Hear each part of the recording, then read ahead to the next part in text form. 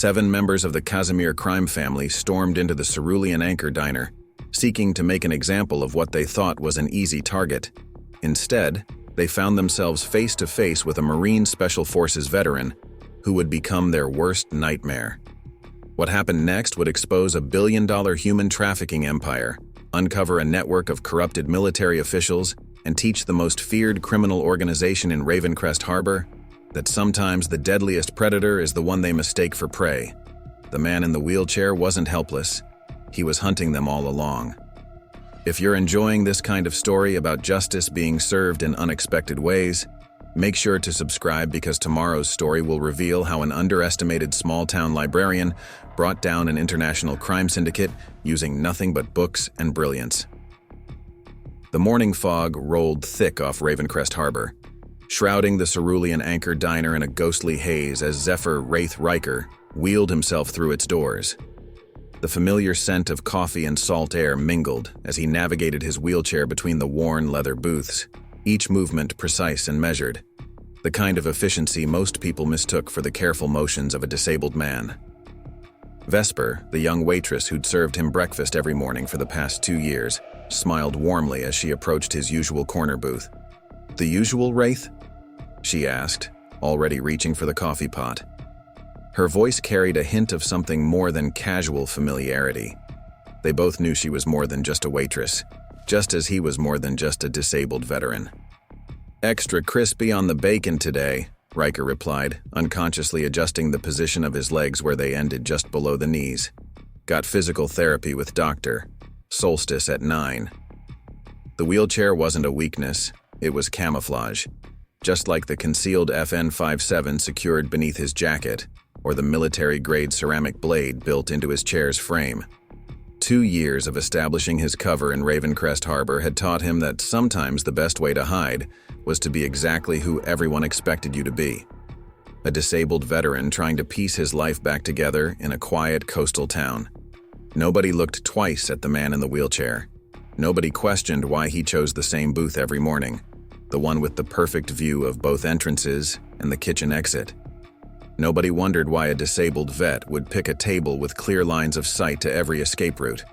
The diner's bell chimed ominously as the door swung open, dispelling the morning mist.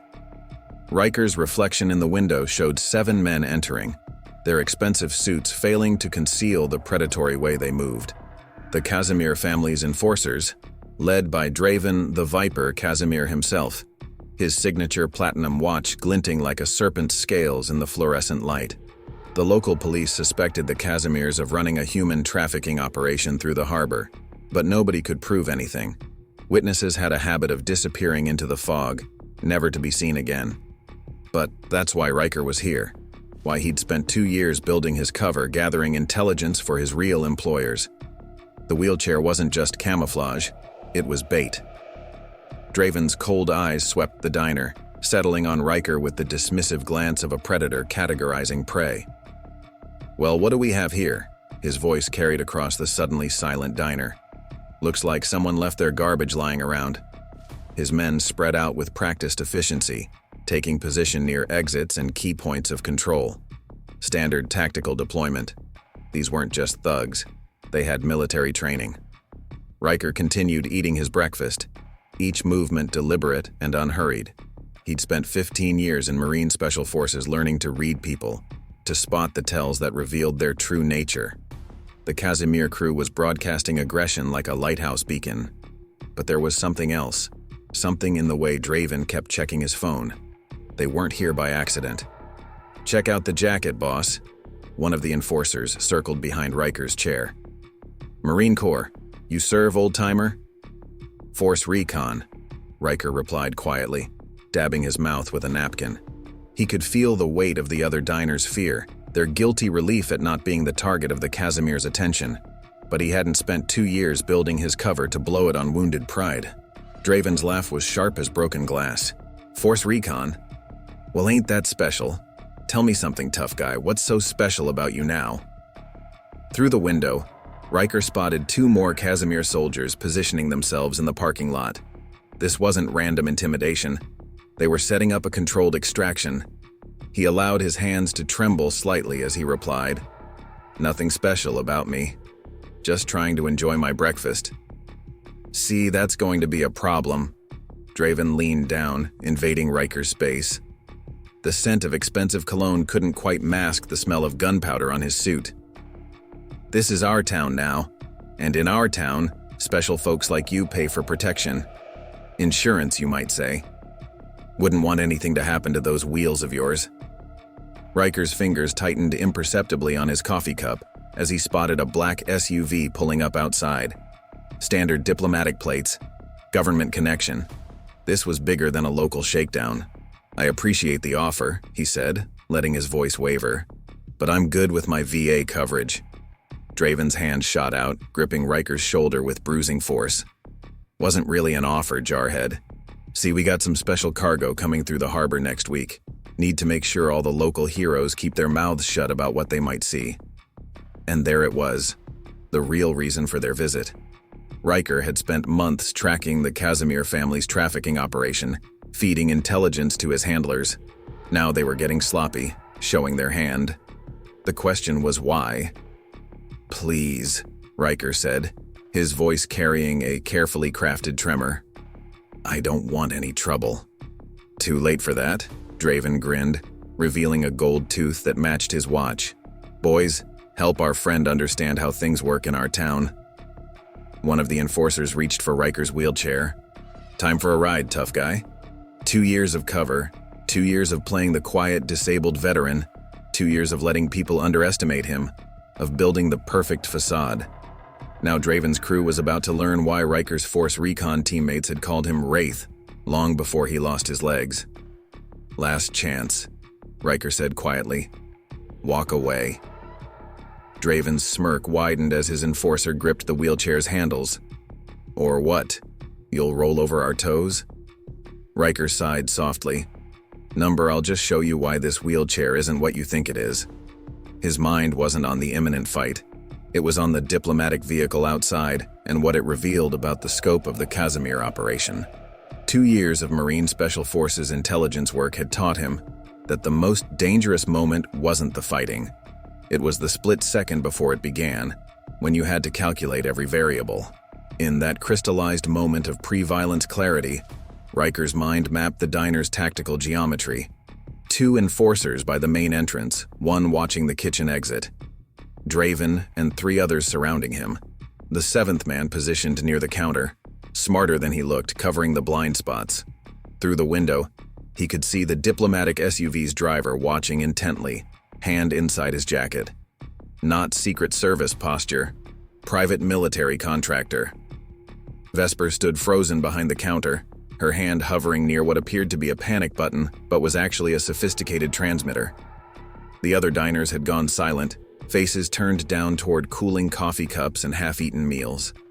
Nobody wanted to witness what was about to happen.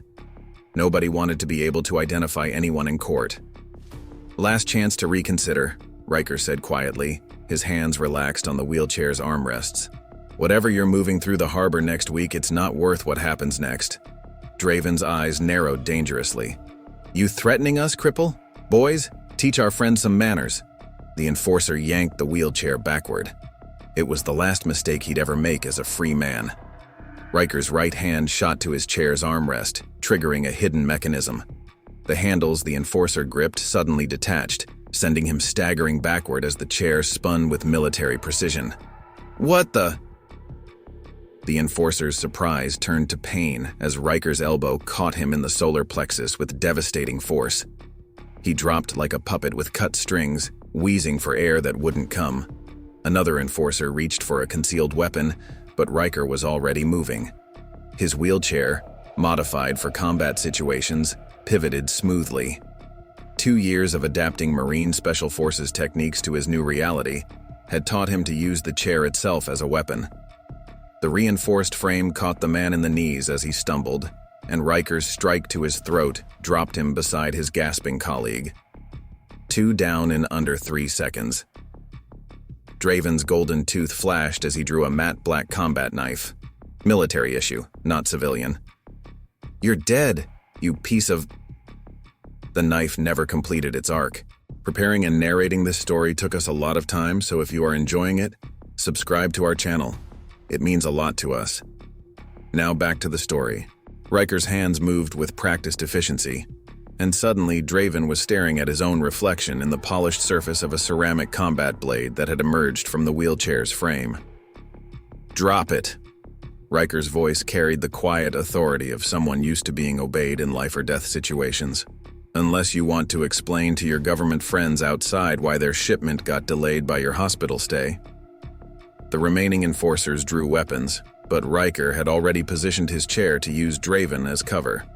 "Tell your boys to stand down," he said calmly. "You really want to explain to your partners why a simple shakedown turned into a shooting gallery?"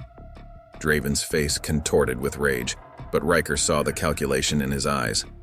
"Stand down," he growled finally. "Now your phone," Ryker continued. "Drop it on the table. Slowly." "My phone? What are you?" "The one you keep checking. The one with messages about next week's shipment. Drop it." Draven's eyes widened slightly as the device clattered onto the table. "You're not just some vet, are you?" "Naval Criminal Investigative Service," Ryker replied, his free hand moving to his jacket to withdraw a badge. "Your crew is about to have a very bad day." Sirens wailed in the distance. Vesper had triggered the signal. But as law enforcement vehicles screeched into the parking lot, Ryker kept his eyes on Draven. The crime boss's expression had shifted from rage to something more dangerous: recognition. "You're not just here about human trafficking," Draven said quietly. "You're after them, aren't you? The ones up top. The ones with diplomatic immunity."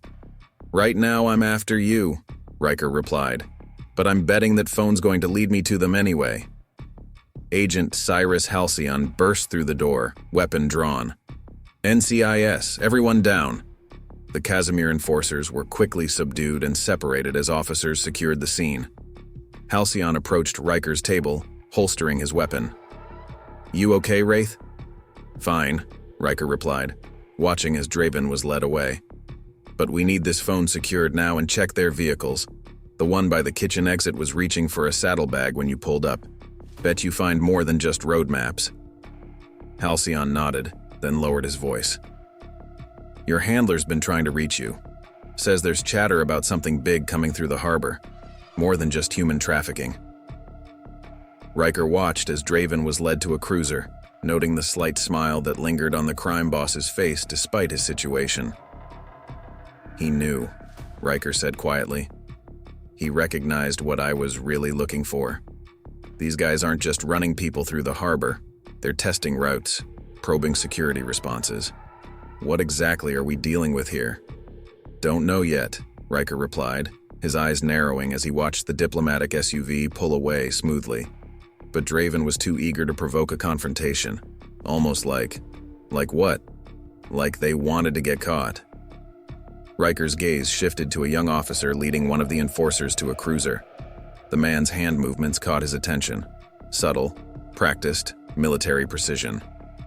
"Check that one's background. That's not just some hired muscle. He's got training." Halcyon made a note in his phone. "You think they infiltrated law enforcement?" "I think," Ryker said quietly. "Things are about to get very complicated in Ravencrest Harbor." As crime scene technicians processed the diner, Ryker secured the phone in an evidence bag, his mind already gaming out scenarios. The Kazimir family hadn't just stumbled into his jurisdiction. They'd been sent here, probing defenses, testing responses, which meant someone higher up knew about the federal investigation and wanted to know exactly what the NCIS knew.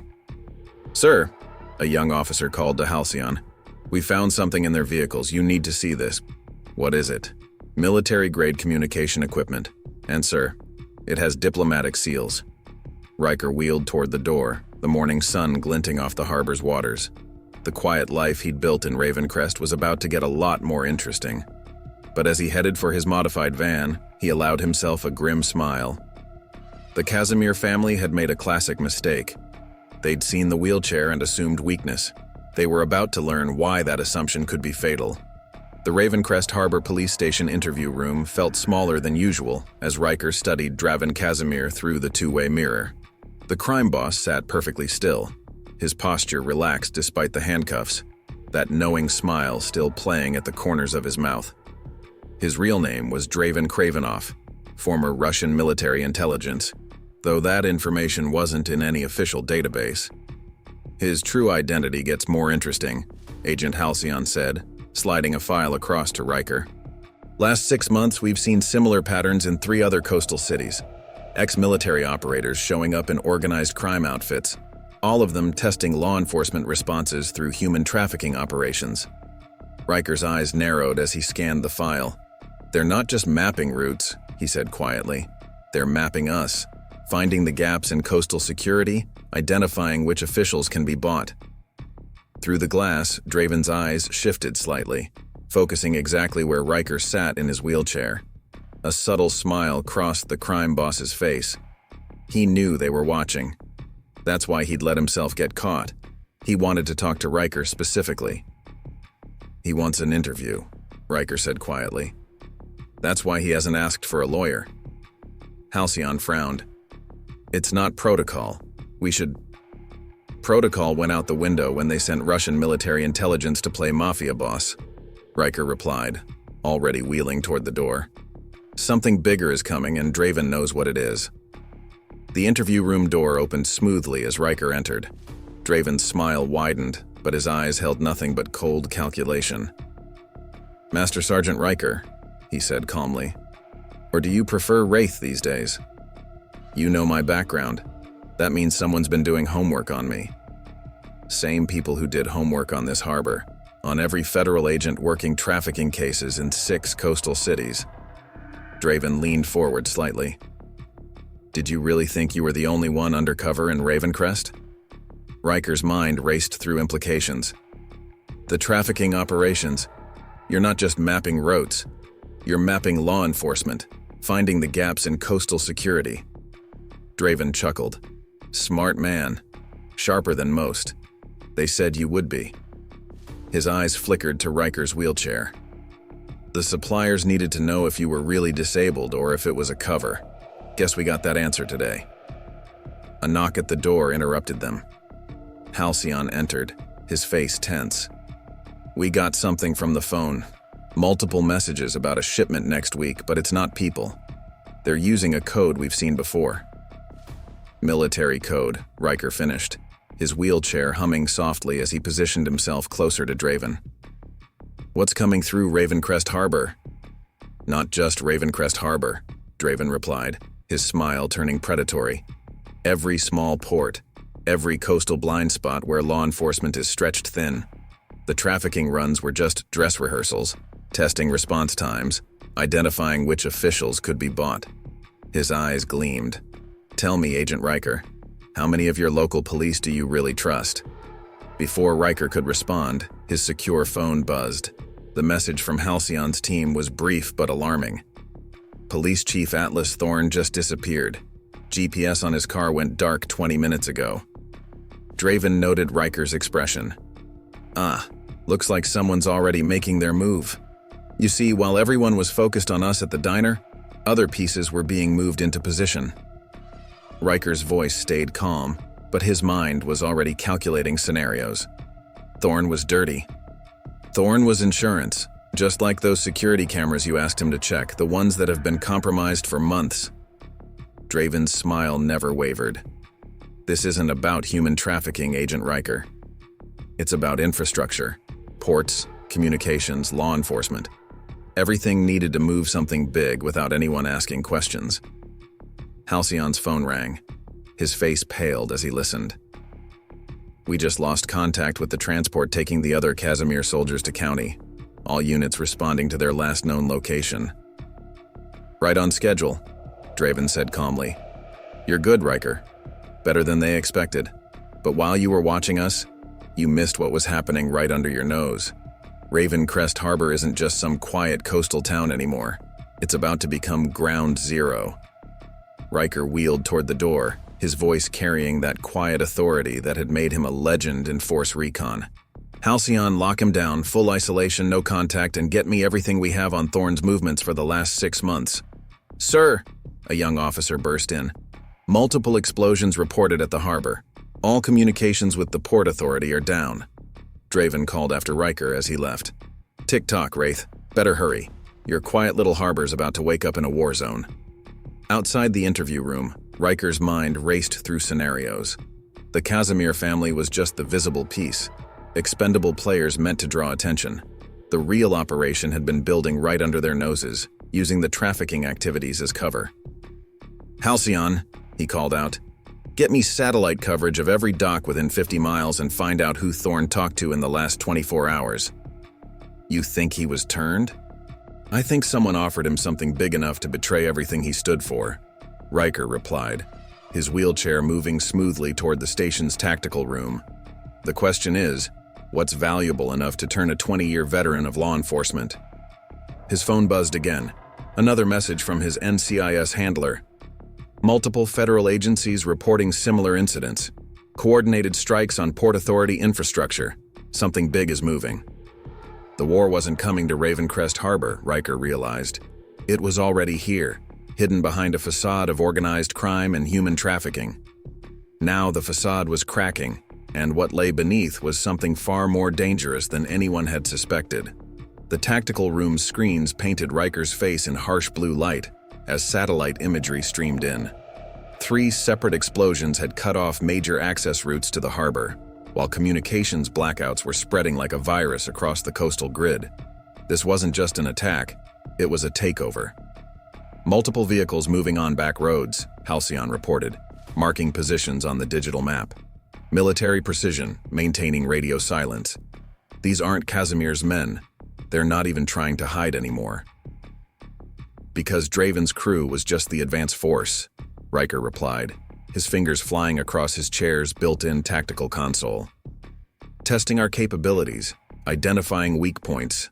Now the main force is moving in." A young officer burst into the room. "Sir, we've got reports of armed men at the Port Authority building. They're wearing Kazimir colors, but they're moving like professionals.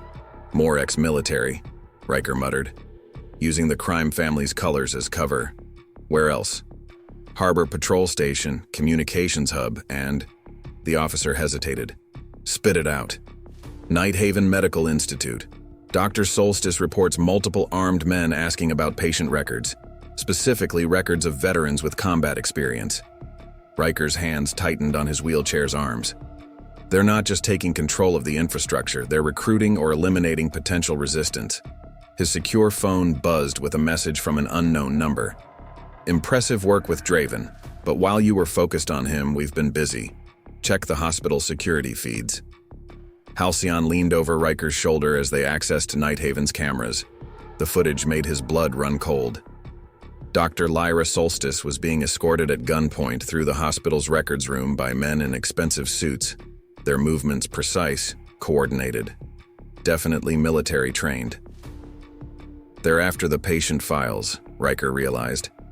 "Every disabled veteran in 3 states comes through Nighthaven for treatment. It's a goldmine of potential recruits." "Or potential threats to eliminate," Halcyon finished grimly. The pieces were starting to come together, forming a picture more dangerous than anything they'd imagined. But as Ryker studied the tactical displays, he allowed himself a grim smile. They'd made one crucial mistake. They thought they were hunting him. They were about to learn they were wrong. "Sir, Nighthaven's security feeds just went dark," Halcyon reported, his fingers flying across the keyboard. The tactical room's screens flickered with static where hospital surveillance had been moments before. Ryker's mind raced through implications as he studied the last transmitted images of Dr. Lyra Solstice being marched through the records room. Her composed expression didn't match the situation. No fear, no confusion, just cold professionalism. Something wasn't adding up. "Run Dr. Solstice's credentials again," he ordered, his wheelchair humming as he accessed deeper levels of the NCIS database. Not just her medical license, everything. Military records, academic history, prior positions. Vesper's voice crackled through his secure communication. "Already on it. You're not going to like this, Wraith. Dr. Lyra Solstice doesn't exist, at least not before 3 years ago. The credentials are perfect, but they're backdated. Someone with serious resources created her entire history."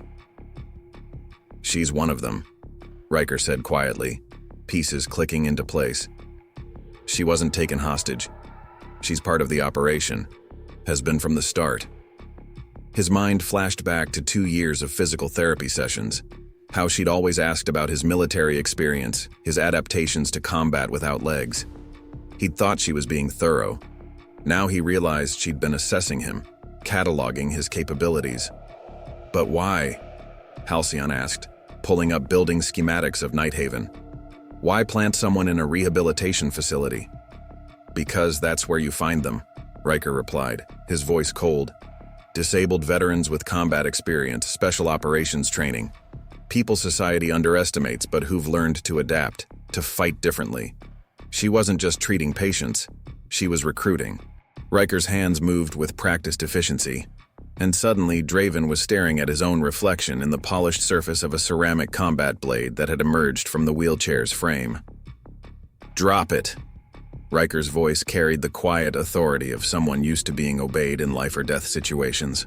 "Unless you want to explain to your government friends outside why their shipment got delayed by your hospital stay." The remaining enforcers drew weapons, but Ryker had already positioned his chair to use Draven as cover. "Tell your boys to stand down," he said calmly. "You really want to explain to your partners why a simple shakedown turned into a shooting gallery?" Draven's face contorted with rage, but Ryker saw the calculation in his eyes. "Stand down," he growled finally. "Now your phone," Ryker continued. "Drop it on the table. Slowly." "My phone? What are you?" "The one you keep checking. The one with messages about next week's shipment. Drop it." Draven's eyes widened slightly as the device clattered onto the table. "You're not just some vet, are you?" "Naval Criminal Investigative Service," Ryker replied, his free hand moving to his jacket to withdraw a badge. "Your crew is about to have a very bad day." Sirens wailed in the distance. Vesper had triggered the signal. But as law enforcement vehicles screeched into the parking lot, Ryker kept his eyes on Draven. The crime boss's expression had shifted from rage to something more dangerous. Recognition. "You're not just here about human trafficking," Draven said quietly. "You're after them, aren't you? The ones up top. The ones with diplomatic immunity." "Right now I'm after you," Ryker replied. "But I'm betting that phone's going to lead me to them anyway." Agent Cyrus Halcyon burst through the door, weapon drawn. "NCIS, everyone down." The Kazimir enforcers were quickly subdued and separated as officers secured the scene. Halcyon approached Ryker's table, holstering his weapon. "You okay, Wraith?" "Fine," Ryker replied, watching as Draven was led away. "But we need this phone secured now and check their vehicles. The one by the kitchen exit was reaching for a saddlebag when you pulled up. Bet you find more than just road maps." Halcyon nodded, then lowered his voice. "Your handler's been trying to reach you. Says there's chatter about something big coming through the harbor. More than just human trafficking." Ryker watched as Draven was led to a cruiser, noting the slight smile that lingered on the crime boss's face despite his situation. "He knew," Ryker said quietly. "He recognized what I was really looking for. These guys aren't just running people through the harbor. They're testing routes, probing security responses. What exactly are we dealing with here?" "Don't know yet," Ryker replied, his eyes narrowing as he watched the diplomatic SUV pull away smoothly. But Draven was too eager to provoke a confrontation, almost like what? Like they wanted to get caught. Ryker's gaze shifted to a young officer leading one of the enforcers to a cruiser. The man's hand movements caught his attention. Subtle, practiced, military precision. "Check that one's background. That's not just some hired muscle. He's got training." Halcyon made a note in his phone. "You think they infiltrated law enforcement?" "I think," Ryker said quietly. "Things are about to get very complicated in Ravencrest Harbor." As crime scene technicians processed the diner, Ryker secured the phone in an evidence bag, his mind already gaming out scenarios. The Kazimir family hadn't just stumbled into his jurisdiction, they'd been sent here, probing defenses, testing responses, which meant someone higher up knew about the federal investigation and wanted to know exactly what the NCIS knew. "Sir," a young officer called to Halcyon, We found something in their vehicles. You need to see this. What is it? Military-grade communication equipment. And sir, it has diplomatic seals. Ryker wheeled toward the door, the morning sun glinting off the harbor's waters. The quiet life he'd built in Ravencrest was about to get a lot more interesting. But as he headed for his modified van, he allowed himself a grim smile. The Kazimir family had made a classic mistake. They'd seen the wheelchair and assumed weakness. They were about to learn why that assumption could be fatal. The Ravencrest Harbor police station interview room felt smaller than usual as Ryker studied Kazimir through the two-way mirror. The crime boss sat perfectly still, his posture relaxed despite the handcuffs, that knowing smile still playing at the corners of his mouth. His real name was Draven Kravinoff, former Russian military intelligence, though that information wasn't in any official database. His true identity gets more interesting, Agent Halcyon said, sliding a file across to Ryker. His secure phone buzzed with a message from an unknown number. Impressive work with Draven, but while you were focused on him, we've been busy. Check the hospital security feeds. Halcyon leaned over Ryker's shoulder as they accessed Nighthaven's cameras. The footage made his blood run cold. Dr. Lyra Solstice was being escorted at gunpoint through the hospital's records room by men in expensive suits, their movements precise, coordinated, definitely military trained. They're after the patient files, Ryker realized.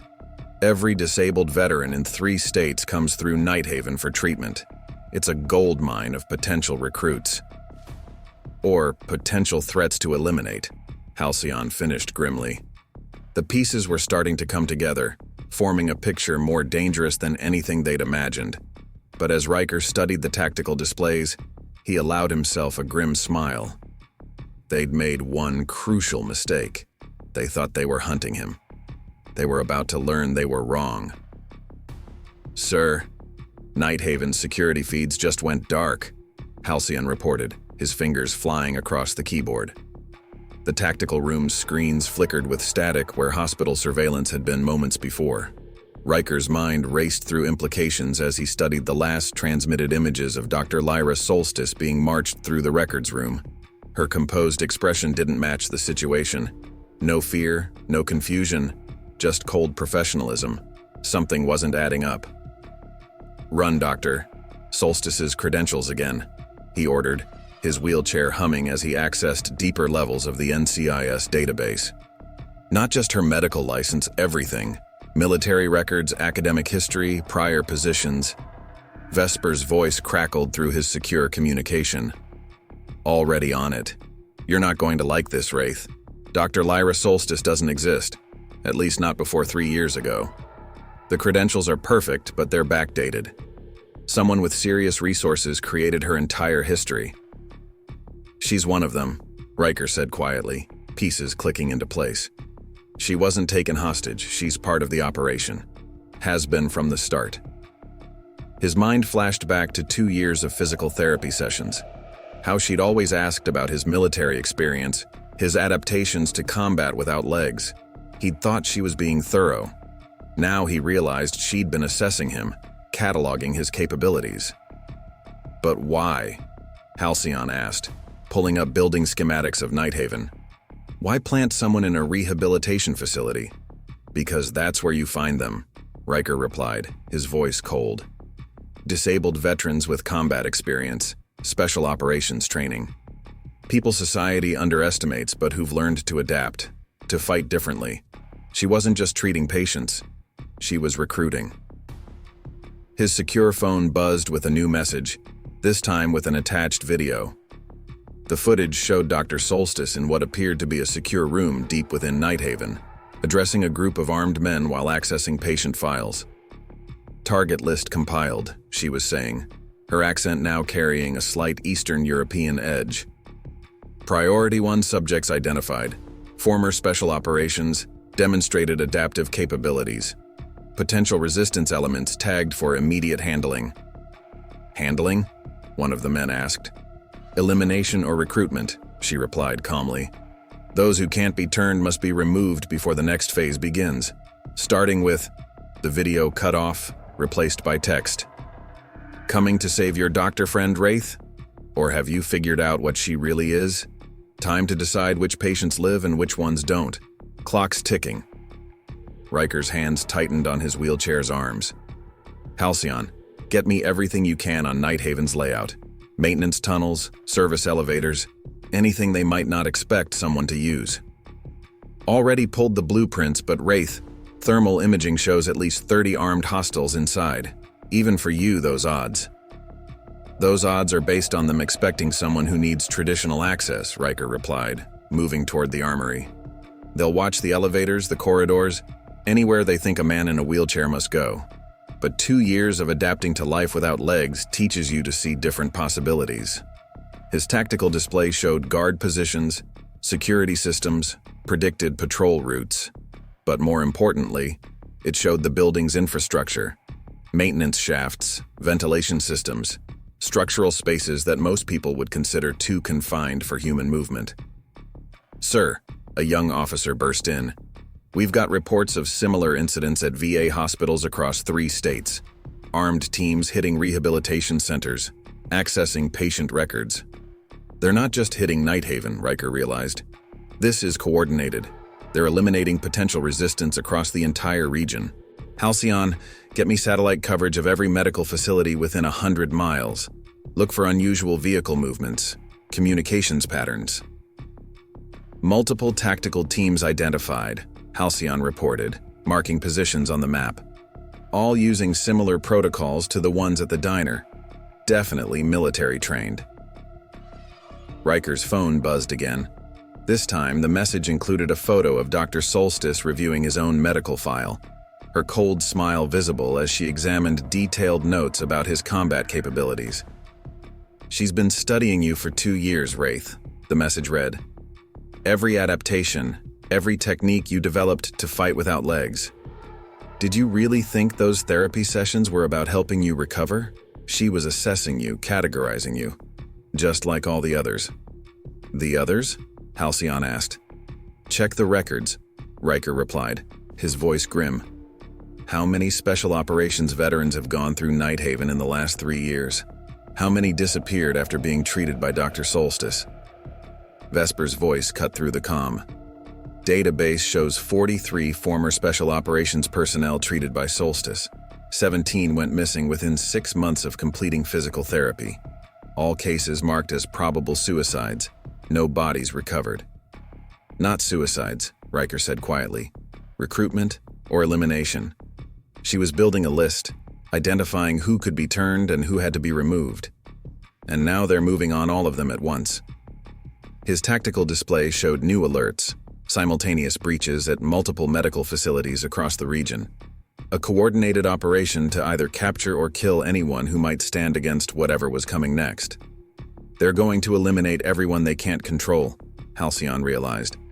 Create a power vacuum just as their main operation begins. "No," Ryker replied, checking his modified combat gear. "They're going to try. But they made one crucial mistake." "What's that?" "They spent so much time studying how I adapted to losing my legs. They never asked why a Force Recon Marine would let himself be studied for 2 years. His wheelchair hummed as he moved toward the tactical room's exit. "Halcyon, have response teams ready, but keep them back until I give the signal. Time to show Dr. Solstice that her case study is about to become her worst nightmare." "What are you going to do?" Ryker's smile was cold as he accessed the hospital's maintenance schematics. "I'm going to teach them why assuming someone is helpless just because they're disabled is a fatal mistake. And then we're going to have a long talk with the good doctor about her real employers." The war for Ravencrest Harbor was about to enter a new phase, and at its heart, a man everyone had underestimated was about to show them exactly why that assumption would be their last. The Nighthaven Medical Institute loomed against the darkening sky, its modern glass facade concealing darker purposes beneath the surface. From his concealed position in the service yard, Ryker studied the building through high-powered optics. Thermal imaging showed heat signatures moving with military precision. 3-man teams, overlapping fields of fire, elevated observation points. These weren't just hired guns. This was a professional military operation using a hospital siege as cover. All units in position. Halcyon's voice whispered through his secure communication. "Awaiting your signal." "Hold position," Ryker replied, watching through his scope as Dr. Solstice emerged onto a third-floor balcony. She'd changed from her medical coat into tactical gear, looking more like the special operations officer she truly was than the rehabilitation specialist she'd pretended to be. Let them think they've got control of the situation.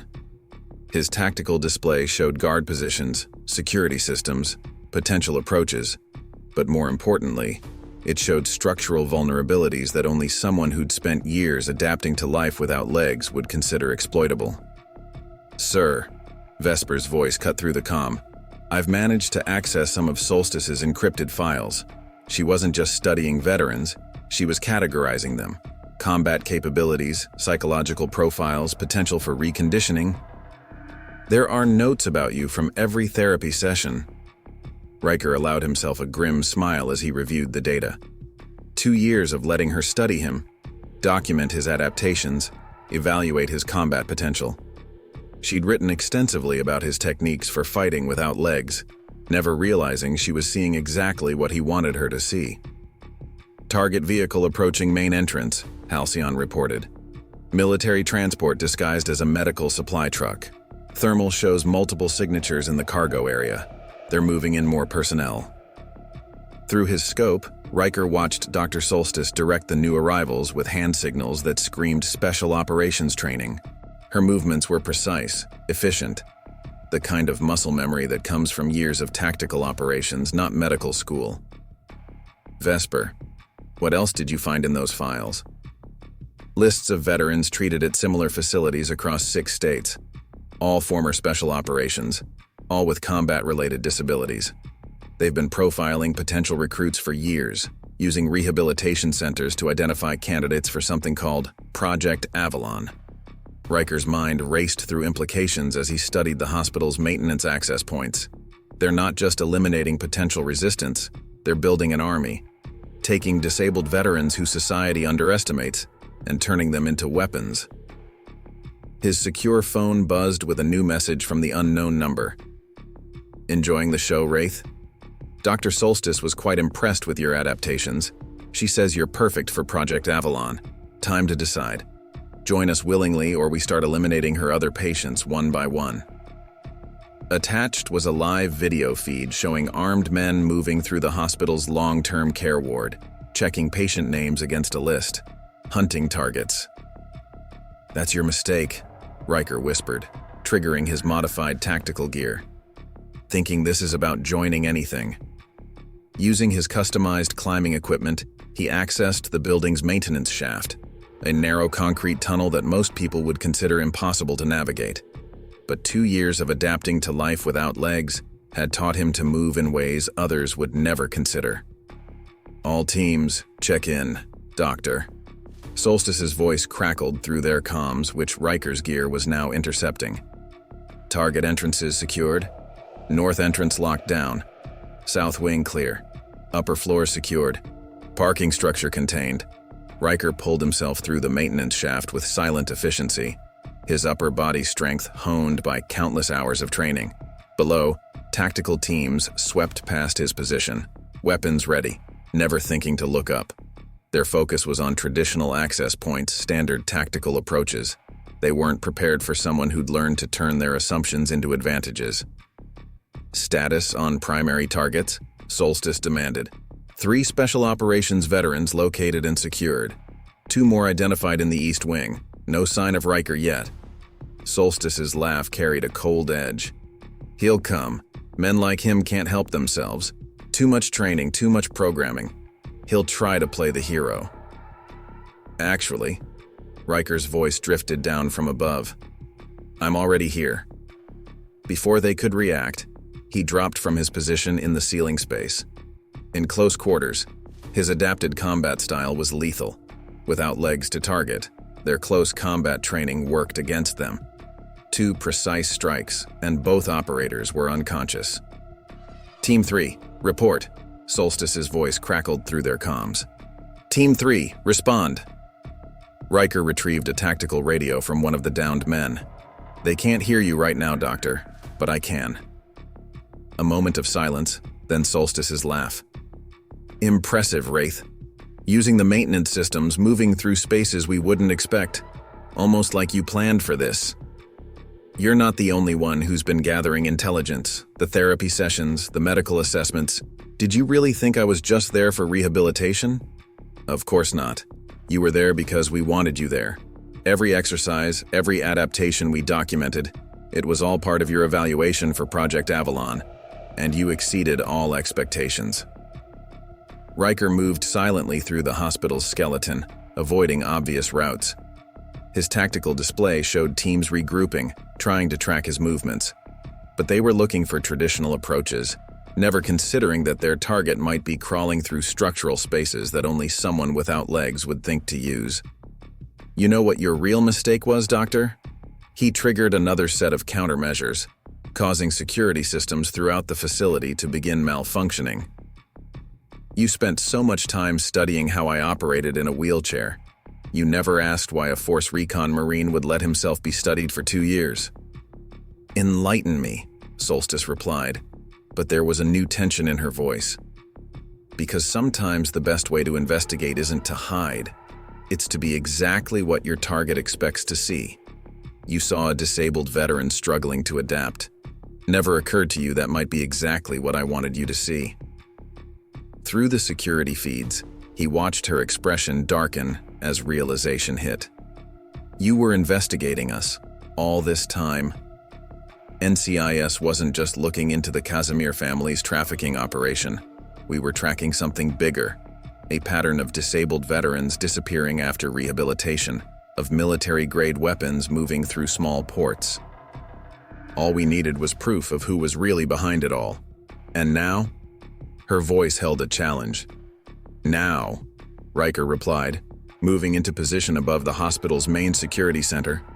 Now we find out exactly what Project Avalon is and who you really work for. The war for control of Nighthaven Medical Institute was about to enter its final phase, and at its heart, a man who had spent 2 years playing the perfect patient was about to show his doctor exactly why underestimating him had been her terminal mistake. The hospital's security center was a testament to modern surveillance technology, but Ryker knew the real control lay deeper. Through maintenance shafts above, he watched Dr. Solstice direct her forces with the practiced efficiency of a special operations commander, not a rehabilitation specialist.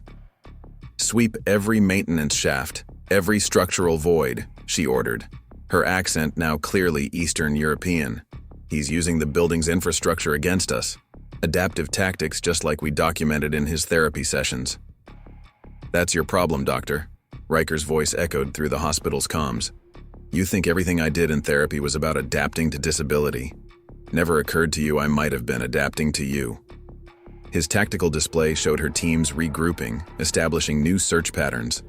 But they were still thinking like able-bodied operators, looking in spaces where they would go. 2 years of fighting without legs had taught Ryker to see possibilities they'd never consider. You're good, Wraith, Solstice replied, studying security feeds. Better than your file suggested. Most subjects show pronounced psychological trauma after losing limbs, a desperation to prove themselves. But you turned it into an advantage, didn't you? Subjects? Ryker moved silently through the ceiling space. Is that what you call the veterans you've been experimenting on? The ones who disappeared after their rehabilitation was complete? Through a ventilation grate, he watched her smile coldly. Experimentation implies uncertainty, Wraith. Project Avalon is about certainty, about taking soldiers society considers broken and reshaping them into something superior. Superior or just controllable? Her laugh echoed through the empty corridors. Look at yourself. A Force Recon Marine reduced to crawling through maintenance shafts. Wouldn't you rather stand tall again? Project Avalon can give you back everything you lost, make you stronger than you ever were. Like you did for the others? Ryker triggered a device on his tactical vest, and suddenly the security center's screens flickered to life with new footage. Surveillance videos from other facilities showing veterans being rehabilitated through methods that looked more like military conditioning than therapy. Where did you... Solstice's composure cracked slightly. You weren't the only one gathering intelligence, Doctor. While you were studying my adaptations, I was tracking your operation across 6 states. Every missing veteran, every compromised facility. The only question was who was really behind it all. His secure phone buzzed with a message from Vesper. Found something in the encrypted files. Project Avalon isn't just about recruiting disabled veterans. They're engineering disabilities, creating specific combat limitations to force specific adaptations. The implications hit Ryker like a physical blow. The IED that took my legs, he said quietly. That wasn't random, was it? Solstice's smile returned, colder than ever. Your psychological profile indicated exceptional adaptive capabilities, but we needed to see how you'd respond to actual combat limitations. The improvised explosive device was precisely calculated, severe enough to force adaptation, but leaving you with the physical capability to become something more. You engineered it? Ryker's voice was steel. The intelligence that sent my team into that ambush, the device placement. A necessary catalyst, she replied. Look at what you've become because of it. Moving in ways no traditional operator could imagine. Developing combat techniques that redefine special operations capabilities. You're proving the project's core thesis, that true evolution requires strategic limitation. Through his tactical display, Ryker watched more armed teams enter the building, but these weren't standard operators. Their movements showed signs of various disabilities, each one adapted into a unique combat advantage. Your success inspired the next phase, Solstice continued. No more waiting for combat injuries to create suitable candidates. Now we engineer specific disabilities to force specific adaptations.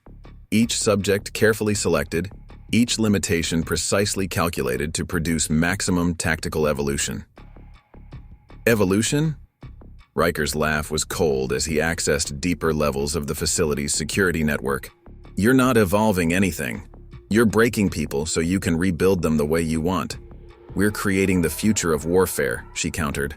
An army of operators that no one sees coming, each one turning society's perception of disability into a tactical advantage. And you, Wraith, you're our proof of concept. Halcyon's voice crackled through Ryker's secure comm. Multiple heat signatures approaching from the south. More disabled veterans, all showing signs of tactical training. They're surrounding the building. Of course they are, Ryker replied quietly. Because this isn't just about eliminating resistance. This is a recruitment drive. Solstice's voice carried a note of pride. Very good. You see, while conventional military forces focus on traditional capabilities, we're creating something entirely new. Operators who can move in ways no one expects. Fight using techniques no one's prepared for. And thanks to your excellent demonstration in the diner, we've refined our methods considerably.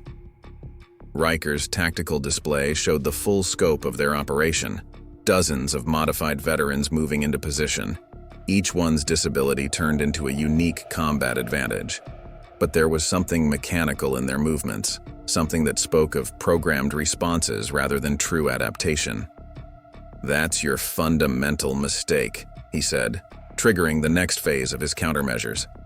Throughout the facility, hidden transmitters began broadcasting on frequencies designed to disrupt their tactical communications. You think you can program evolution, force it to follow your protocols, but real adaptation doesn't come from following someone else's playbook. Suddenly, the hospital's environmental systems began to change. Subtle shifts in temperature, humidity, air pressure. Nothing obvious enough to trigger alarms, but enough to force their modified operators to adapt to changing conditions. What are you doing? Solstice demanded as her forces began showing signs of confusion, their programmed responses failing as they encountered situations outside their conditioning. Showing them something you never understood, Ryker replied, moving into position for his final approach. That true strength doesn't come from someone else's protocols. It comes from learning to think for yourself. The war for control of Project Avalon was about to reach its climax, and at its heart, a man they'd tried to turn into a weapon was about to teach them the true meaning of adaptation. Chaos erupted in Nighthaven's security center as Ryker's countermeasures took effect. Project Avalon's modified operators found their programmed responses failing, their carefully conditioned tactics useless against constantly changing environmental conditions. "Restore tactical protocols," Solstice shouted, her composed facade cracking. "All units, revert to baseline conditioning. Your protocols don't work anymore." Ryker's voice drifted through the building's communication system. "Because you never understood the most fundamental aspect of true adaptation." "And what's that?" she snarled, drawing a military-grade sidearm. "That sometimes the best evolution isn't about becoming stronger or more efficient. Sometimes it's about learning to turn your enemy's strengths against them." Through his tactical display, Ryker watched her modified operators struggling to maintain formation. Without their programmed responses, without their conditioned tactics, they were discovering just how dependent they'd become on Solstice's protocols. "You're destroying years of progress," she said, her accent thickening with rage. "These subjects were perfect. Each disability precisely engineered, each adaptation carefully controlled. And now, you're corrupting everything." "Corrupting?" Ryker moved silently through the building's infrastructure, positioning himself for the final confrontation. "Or just showing them they have a choice." His secure phone buzzed with an update from Vesper. "Decoded more of their files. Project Avalon isn't just creating disabled operators. They're developing a whole new theory of warfare. Something called Engineered Evolution Protocol. It's beautiful, isn't it?" Solstice's voice carried a note of fanatical pride. "Traditional special operations are limited by human biology, by conventional ideas of physical capability. But through carefully calculated trauma, through precise psychological conditioning, we can force human evolution beyond those limitations. By crippling soldiers," Ryker's disgust was evident. "By engineering disabilities just to see how they'll adapt. By freeing them from biological constraints," she countered. "Look at yourself, Wraith. Look at how losing your legs forced you to develop entirely new ways of moving, fighting, thinking. You're not disabled. You're evolved beyond normal human limitations." "The difference," Ryker replied coldly, "is that I chose how to adapt. Your subjects, you stripped away their choice, replaced it with programming."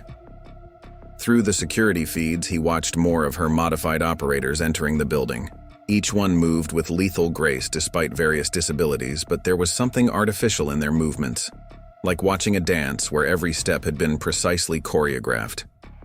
"Sir," Halcyon's voice cracked through his comm. "Thermal imaging shows something strange. These new operators, their body temperatures are fluctuating in patterns." "Because they're not just conditioned," Ryker realized. "They're being controlled. Vesper, check those files again. Look for anything about biochemical enhancement or neural modification." "Found it," she replied moments later. "Project Avalon isn't just using psychological conditioning. They're implementing something called biochemical evolution protocols. Chemical compounds designed to make subjects more susceptible to programming, more responsive to tactical controls." Ryker's hands tightened on his modified combat gear as the full scope of their operation became clear. "You're not creating evolved soldiers," he said, his voice carrying through the facility's speakers. "You're creating puppets, taking away their ability to adapt naturally and replacing it with chemical controls." "Natural adaptation is inefficient," Solstice replied. "Too unpredictable, too individual. Our methods ensure perfect tactical responses every time." "Perfect?" Ryker triggered another set of environmental changes. Throughout the facility, her operators began showing signs of biochemical disruption as their carefully maintained chemical balance shifted. "Look at your perfect soldiers now. Without their chemical controls, without their programmed responses, they're starting to remember how to think for themselves." "Impossible." But there was fear in her voice now as her forces began breaking formation, their movements becoming more natural, more individual. "The conditioning is irreversible. The chemical bonds are permanent."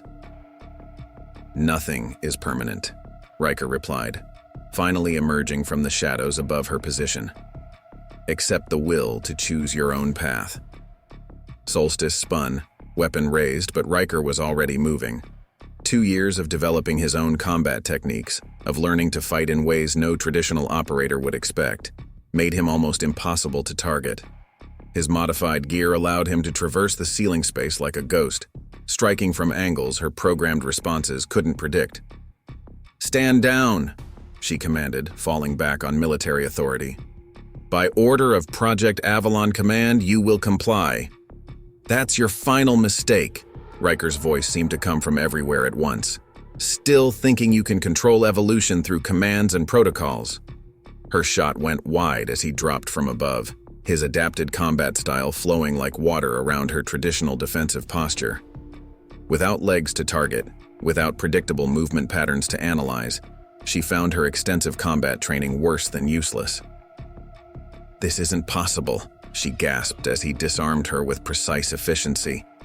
"Your capabilities were documented, categorized. We knew exactly what you could do." "No," Ryker replied quietly, securing her restraints. "You knew what I wanted you to see.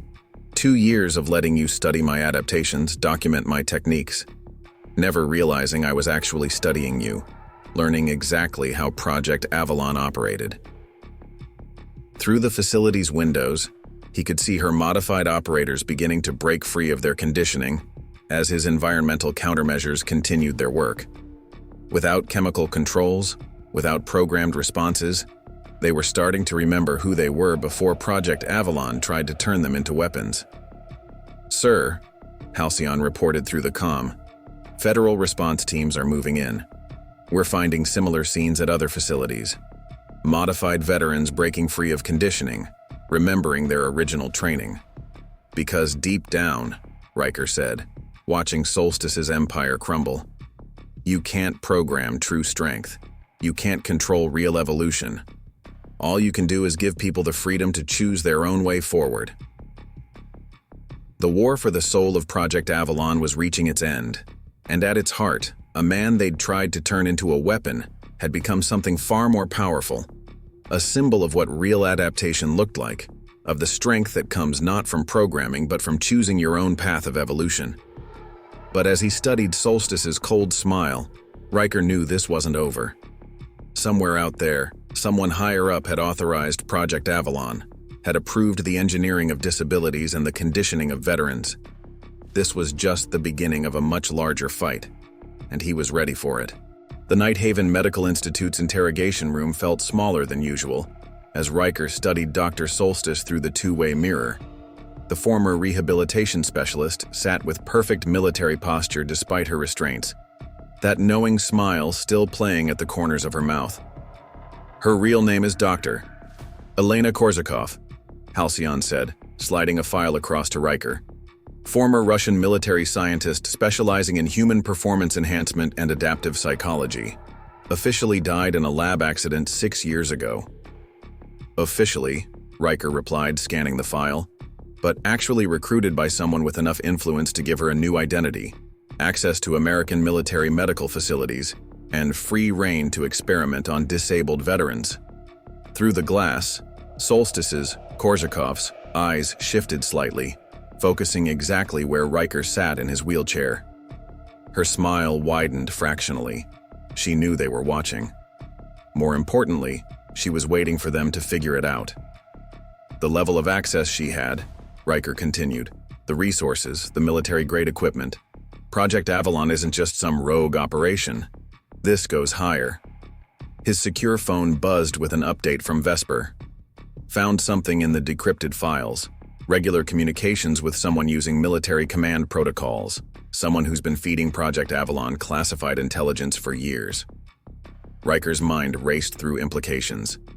The IED that took my legs, the intelligence that sent my team into that ambush. Check the mission parameters, the authorization codes. Halcyon's fingers flew across his keyboard. His face darkened as he read. Mission was authorized by Commander Thane Valerius, Special Operations Command. But these signatures, there are irregularities in the authentication codes. "Because it wasn't a real mission," Ryker said quietly. "It was a test. They needed to know if I'd survive, if I'd adapt the way they predicted." He wheeled into the interrogation room. Korzakov's smile grew predatory. Finally putting it together, Wraith? Wondering who really gave the order that cost you your legs? Commander Valerius, Ryker replied, positioning his chair across from her. But he's not the top, is he? He's just another layer of cover. Very good. She leaned forward slightly, chains clinking. You see, traditional military thinking is limited by conventional ideas of human capability. But some of us, we understand that true evolution requires catalyst events, carefully engineered trauma to force adaptation beyond normal parameters. Like the IED that just happened to be perfectly placed to take my legs while leaving me alive? Her eyes gleamed. Your psychological profile indicated exceptional adaptive potential. We needed to see how you'd respond to specific combat limitations. The device was precisely calibrated, severe enough to force evolution, but leaving you with the physical capability to become something more. Ryker's hands tightened on his wheelchair's arms. How many others? How many missions were sabotaged to create test subjects for Project Avalon? Test subjects?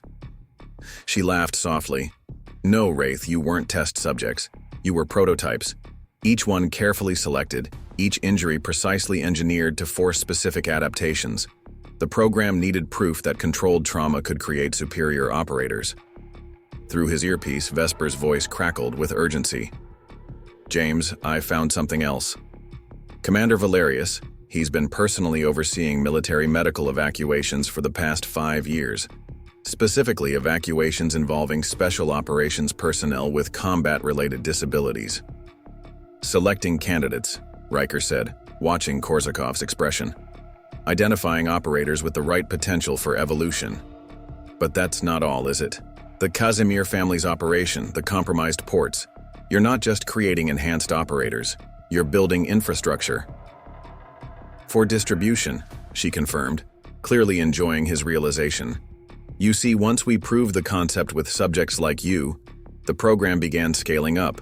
More candidates, more precisely engineered disabilities, more controlled evolution.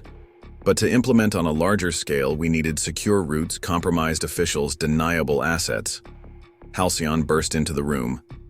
Sir, we just got intel. Commander Valerius's private jet just landed at Ravencrest Military Airfield. He's here. Of course he is.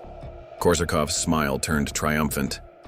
Because while you were dismantling our conditioning center, exposing our methods, you actually proved to command that the program works. Every technique you demonstrated, every adaptation you developed, it all validates Project Avalon's core thesis. Riker's tactical display lit up with new movement at the airfield. Multiple vehicles approaching Nighthaven, all bearing military markers. They're not coming to shut us down, Wraith, Korsakov continued. They're coming to collect data, to analyze exactly how you broke our conditioning protocols, how you developed countermeasures to our chemical controls. Because that's what Project Avalon is really about. Studying evolution in action. Sir, Vesper's voice was tense. Military units are moving to secure the building, but these aren't regular forces. Thermal imaging shows multiple operators with prosthetics, mobility aids. More of your evolved soldiers? Ryker asked Korsakov. Better, she replied. The next generation. Operators who've been watching you, learning from your adaptations. You showed us vulnerabilities in our protocols, ways our conditioning could be broken. That intelligence is invaluable. Through the facility's windows, Ryker could see the military vehicles approaching. But something was wrong with their movement patterns, something artificially precise in their tactical positioning. They're not just enhanced, he realized. They're integrated. The prosthetics, the mobility aids, they're not just replacements for lost limbs. They're delivery systems for your chemical controls. Korsakov's laugh was cold. Evolution requires direction, Wraith. The human mind is too unpredictable, too resistant to programming. But with direct chemical interface through prosthetic systems, perfect tactical control becomes possible.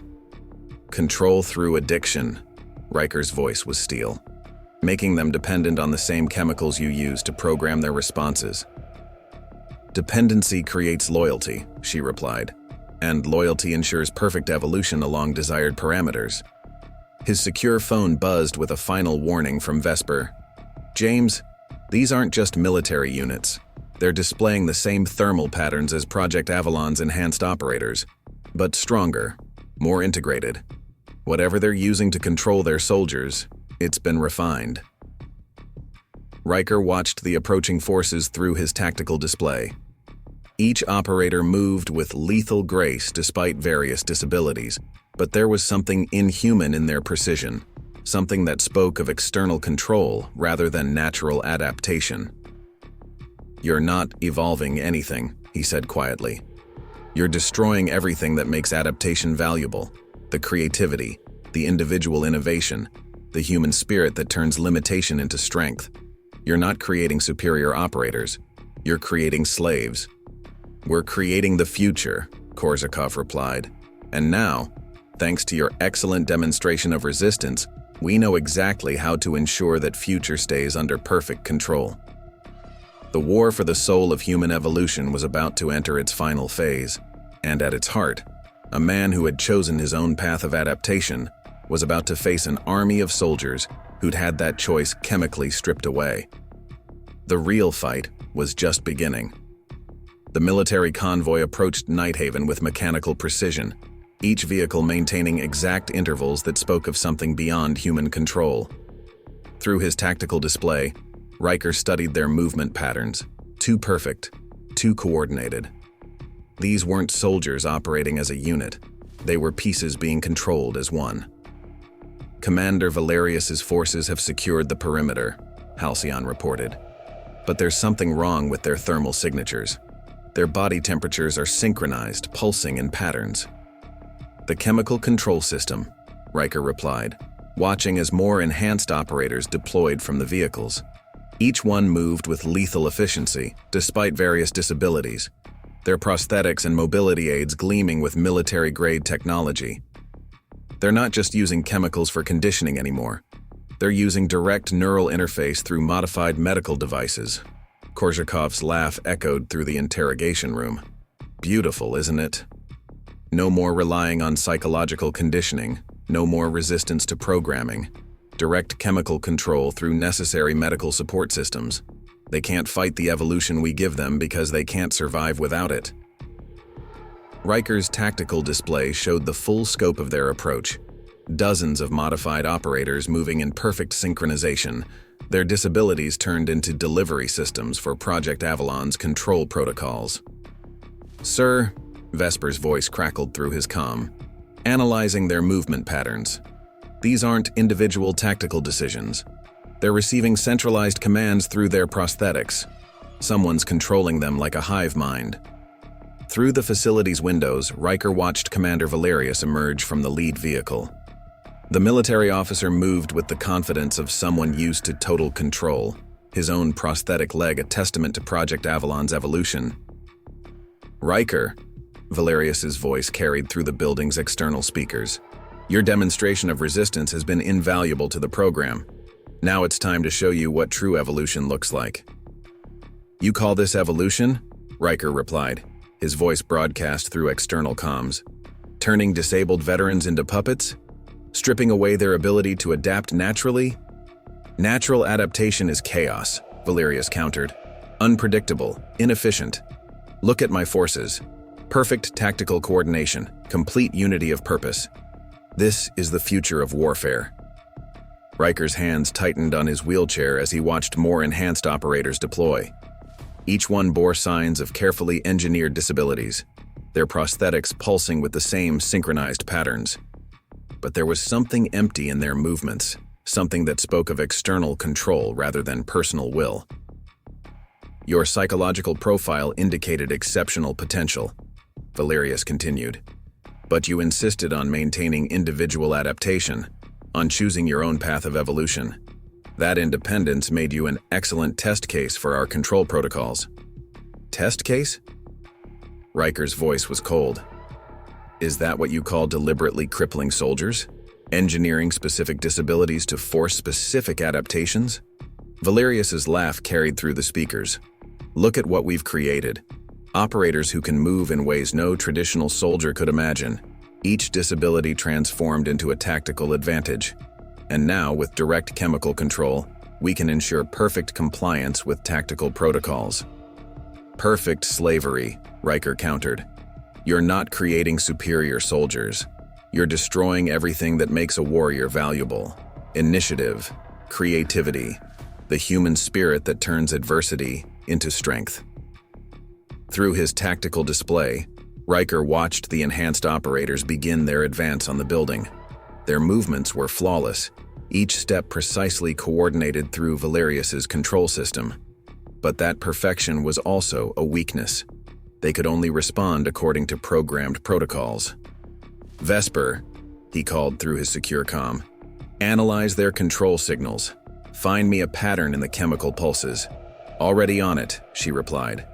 The prosthetics are receiving centralized commands through encrypted frequencies. But the chemical delivery system, there's a rhythm to it like a heartbeat. Because they can't maintain perfect control continuously, Ryker realized. The human body would reject constant chemical manipulation. They have to pulse the controls, create artificial peaks and valleys. Very good, Korzakov called from her restraints. You see why you were such a valuable study subject? Your ability to analyze, to adapt, to find weaknesses in any system? It's exactly what the program needed to perfect its protocols. Ryker's mind raced through implications as he watched Valerius's forces establish their perimeter. Halcyon, what do we have on the commander's prosthetic? When did he lose his leg? Official records show a training accident 3 years ago, but Halcyon's voice trailed off as he dug deeper. Sir, the medical reports are classified. Highest level security clearance. Because it wasn't an accident, Ryker said grimly. He volunteered for modification, became part of his own experiment. Evolution requires sacrifice. Valerius's voice carried through the speakers. I proved my dedication to the program by accepting strategic limitation, by becoming the first to receive direct neural interface through medical prosthetics. Now I can control my forces with perfect precision, guide their evolution along exactly the paths we choose. But Ryker was already moving, his wheelchair humming as he accessed the facility's environmental controls. That's your fundamental mistake, Commander. You're so focused on controlling evolution that you've forgotten its most basic principle. Adaptation requires chaos. Suddenly, the building's systems began to shift. Temperature, humidity, air pressure, all changing in random patterns. Through his tactical display, Ryker watched Valerius's perfect formation begin to falter as their bodies struggled to adapt to rapidly changing conditions. What are you doing? Valerius demanded, as his enhanced operators showed signs of confusion, their synchronized movements becoming erratic. Showing them something you forgot, Ryker replied. That real strength doesn't come from perfect control. It comes from learning to adapt to chaos. The war for control of human evolution was about to reach its climax, and at its heart, a man who had chosen his own path of adaptation was about to teach them why trying to control evolution was their greatest mistake. The real fight for freedom was just beginning. Chaos erupted outside Nighthaven as Ryker's environmental countermeasures took effect. Valerius's perfectly coordinated forces began showing signs of systemic shock as their bodies struggled to adapt to rapidly changing conditions, their chemical control systems unable to maintain synchronization. Restore tactical cohesion! Valerius's voice carried an edge of desperation. Increase chemical flow to compensate for environmental variables. They can't, Ryker's voice echoed through the external speakers. Because you never taught them how to adapt naturally. They can only follow your programmed responses. Through his tactical display, he watched the enhanced operators struggling to maintain formation. Their prosthetics pulsed with increased chemical flow, trying to force their bodies back into synchronization. But the random environmental changes were forcing them to make individual adaptations, something their conditioning had never allowed. Sir, Vesper reported through his secure comm, their control frequencies are destabilizing. The chemical pulses are becoming erratic as their bodies try to compensate. Because deep down, Ryker replied, the human spirit wants to be free. You can suppress it with chemicals, control it with conditioning, but you can't eliminate the fundamental drive to adapt on our own terms. Valerius's laugh carried a hint of madness. You think this proves anything? Look at my forces. Each one enhanced beyond normal human limitations. Each disability transformed into tactical advantage. This momentary chaos doesn't change the fundamental truth. Controlled evolution is the future. The future? Ryker triggered another set of environmental shifts.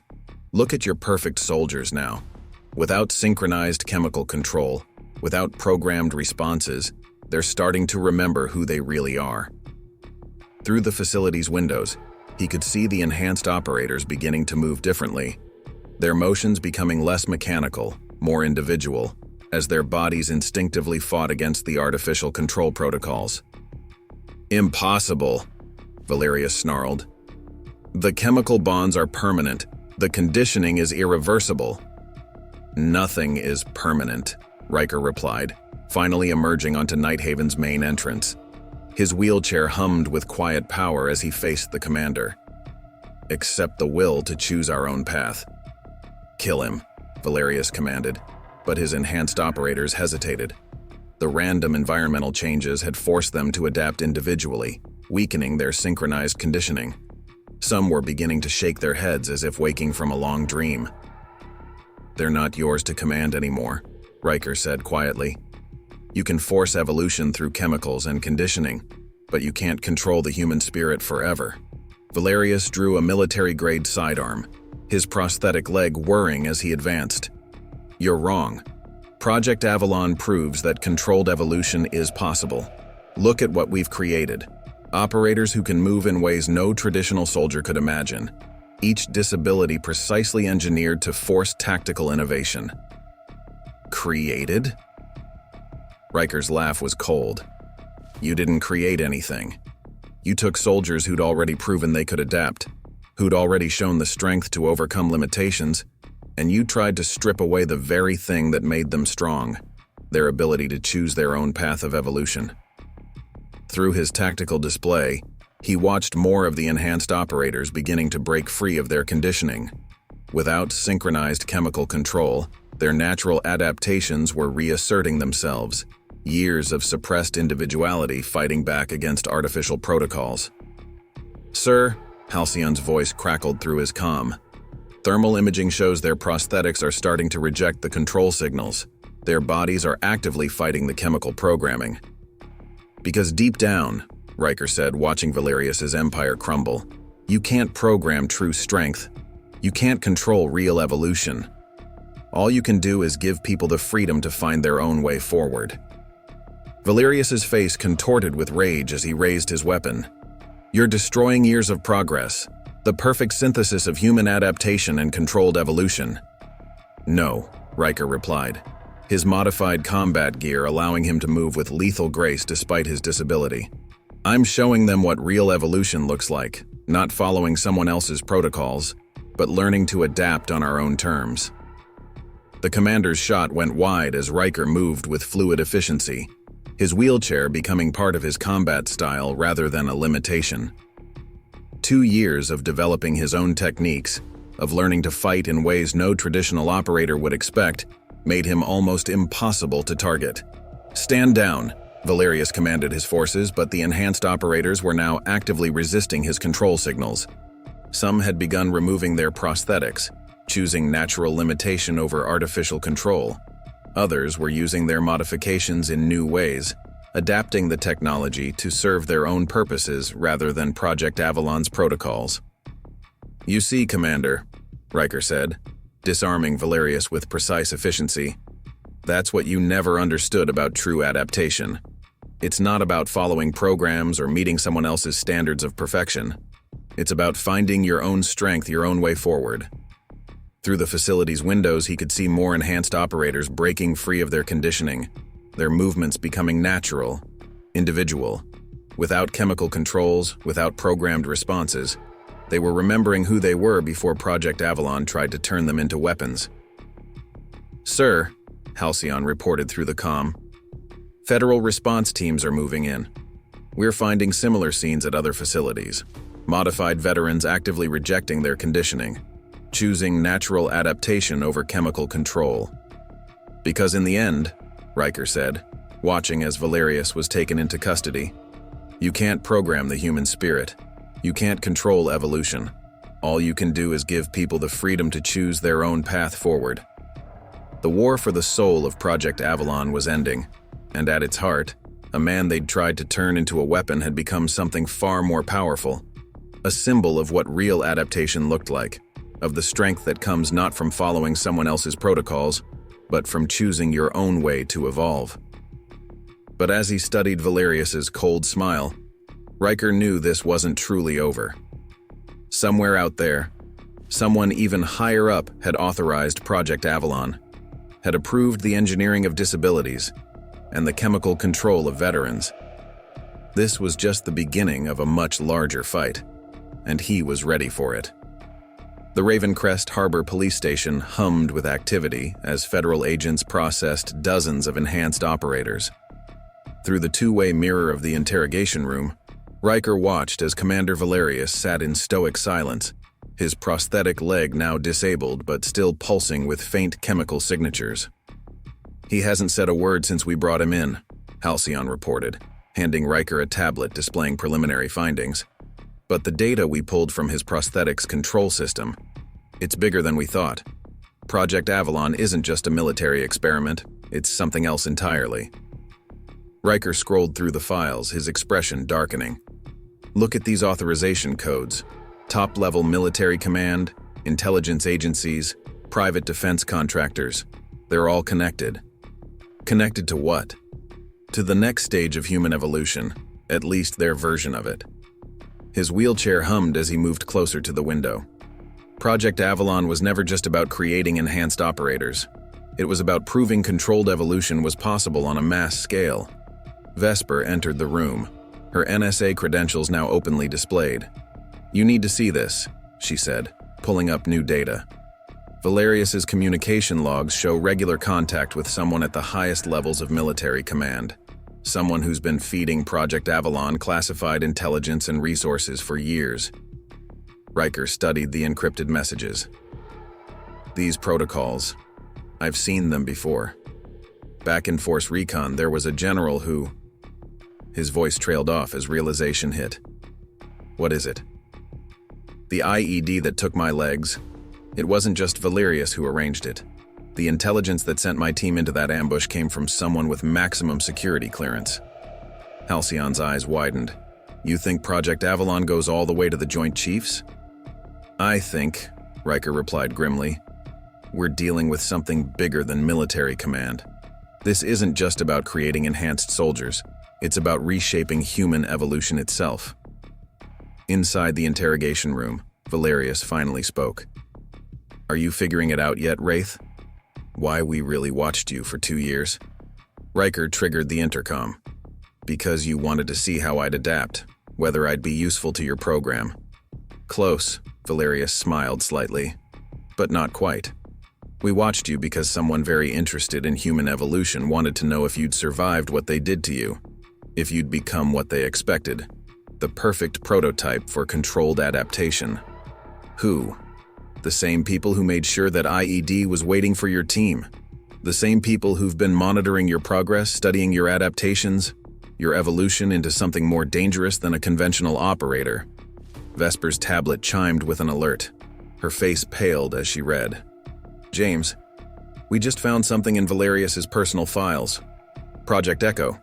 It's some kind of specialized conditioning program using disabled veterans as test subjects, studying how they adapt to engineered injuries, develop new combat techniques. Not just studying," Ryker realized.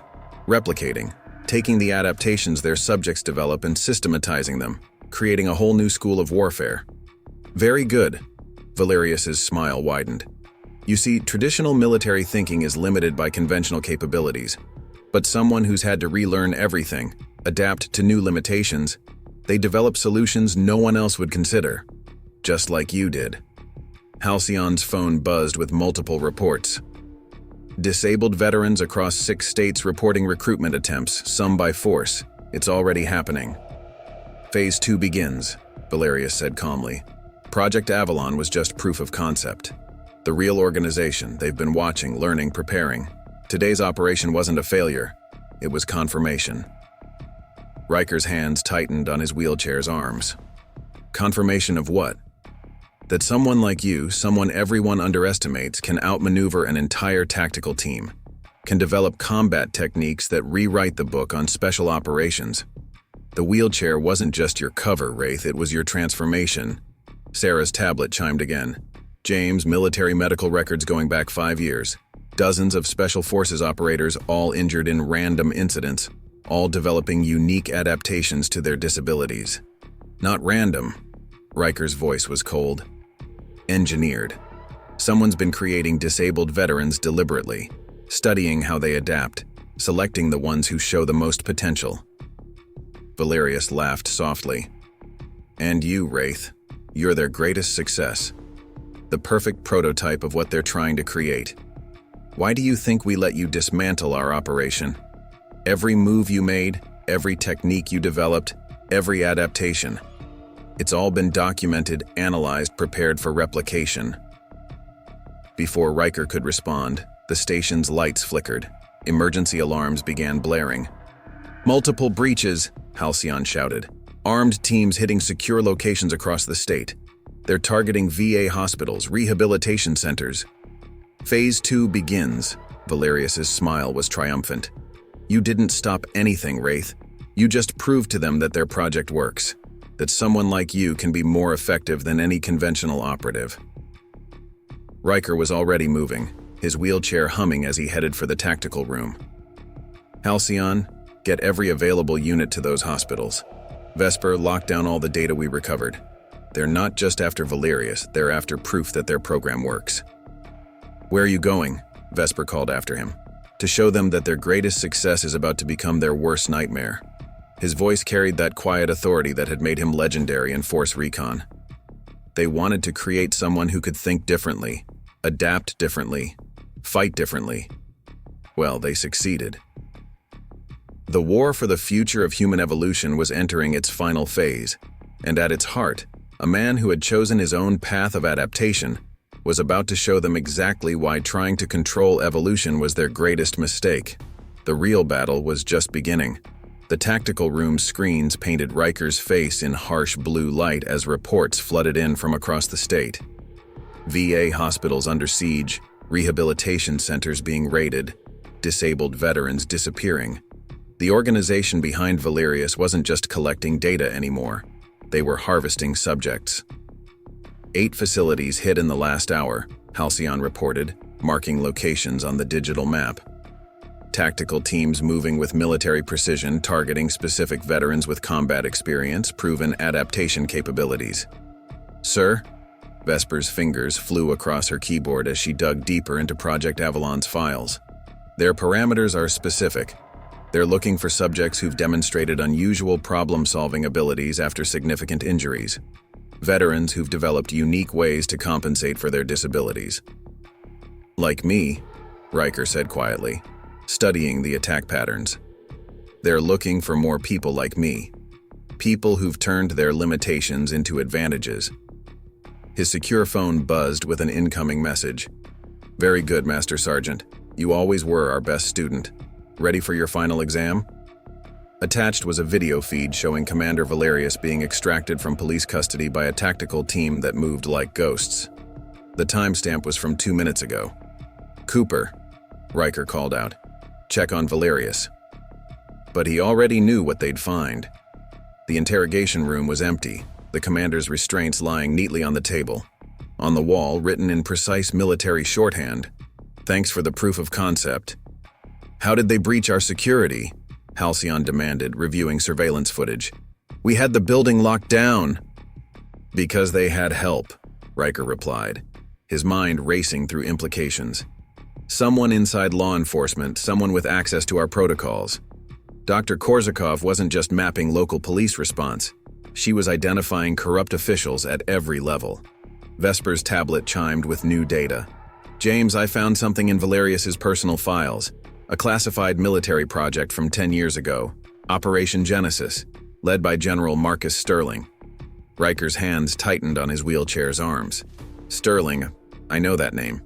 He was Joint Chief of Special Operations when you hit the IED, Vesper finished. According to these files, he didn't just give the intelligence that sent your team into that ambush, he designed the entire operation. Final exam beginning. A new voice cut through the tactical room's speakers. General Sterling's tone was casual, almost amused. Let's see if you've learned everything we taught you. You engineered it all, Ryker said, his voice cold. The ambush, the IED, watching me adapt afterward. I was your test case. You were our proof of concept, Sterling corrected, proving that someone with your particular modifications could become more effective than any conventional operative. And today, you exceeded all expectations. Through the facility's windows, Ryker watched more tactical teams moving into position. Each operator showed signs of engineered disabilities, but their movements were different from Valerius's forces, more natural, more evolved. The Kazimir family, Korzhakov's operation, Valerius's enhanced soldiers, it was all a test, Ryker realized. You needed to see how I'd adapt to a long-term undercover role, how I'd use my apparent disability to tactical advantage. And you performed brilliantly, Sterling's voice held a hint of pride. Using the wheelchair as tactical misdirection, making everyone focus on what you couldn't do while you developed entirely new ways of operating. I have to admit, hiding in plain sight was genius. Vesper's tablet displayed new surveillance feeds, tactical teams moving through hospitals, rehabilitation centers, secure facilities. Their movements were precise, adapted for close-quarters combat in medical environments. Several operators moved with obvious physical disabilities, but their techniques were flawless, lethal. They're not just taking veterans, Ryker said grimly. They're deploying the ones they've already converted, showing us what their program can create. Very good, Sterling laughed softly. You see, conventional military thinking is limited by traditional capabilities, but someone who's had to relearn everything, someone who's developed entirely new ways of operating, they're the future of special operations. Through the facility's windows, Ryker could see more enhanced operators taking position. But these weren't Valerius's chemically controlled soldiers. These operators moved with natural grace. Each disability transformed into a unique tactical advantage through choice, rather than conditioning. That's what Operation Genesis was really about, Ryker continued, pieces clicking into place. Not just studying adaptation, but creating the perfect environment to force evolution, engineering disabilities, selecting candidates, monitoring their development. And now, thanks to your performance today, we have proof that the program works, Sterling replied. Every technique you developed, every adaptation you created, it all goes into improving our methods. You're not fighting us, Wraith. You're teaching us. But Ryker was already moving, his wheelchair gliding silently toward the tactical room's secure storage. Halcyon, get me satellite coverage of every VA facility within 100 miles. Vesper, find me a pattern in their attack sequence. What are you thinking? Sterling's not just hitting random targets. He's following a protocol, the same one he used when he ran Special Operations Command. If we can predict his pattern, we can get ahead of him. His secure phone buzzed with Sterling's final message. This isn't a mission you can stop, Wraith. It's evolution, the next phase of warfare. And you're our proof that it works. Ryker's response was cold as he checked his modified tactical gear. No, General. I'm proof that you made a serious miscalculation. You spent so much time studying how I adapted, you never asked why. Why what? Why someone who lost their legs would choose to keep using a wheelchair, even after learning to fight without it. Why I let you watch me for 2 years, cataloging every technique, every adaptation. Through his tactical display, Ryker watched Sterling's forces taking position around the building. But he wasn't focused on their movements. He was counting the seconds until his real plan activated. You see, General, you thought you were creating the perfect weapon, but what you really did was show me exactly how to fight people like you. And now I'm going to teach that lesson to every veteran you're trying to exploit. The war for the future of human evolution was about to reach its end. And at its heart, a man they'd tried to turn into a weapon was about to show them why real strength comes not from being controlled, but from choosing your own path forward. They had tried to engineer the perfect soldier. Instead, they'd created their perfect nemesis. And he was just getting started. Up next, you've got 2 more standout stories right on your screen. If this one hit the mark, you won't want to pass these up. Just click and check them out.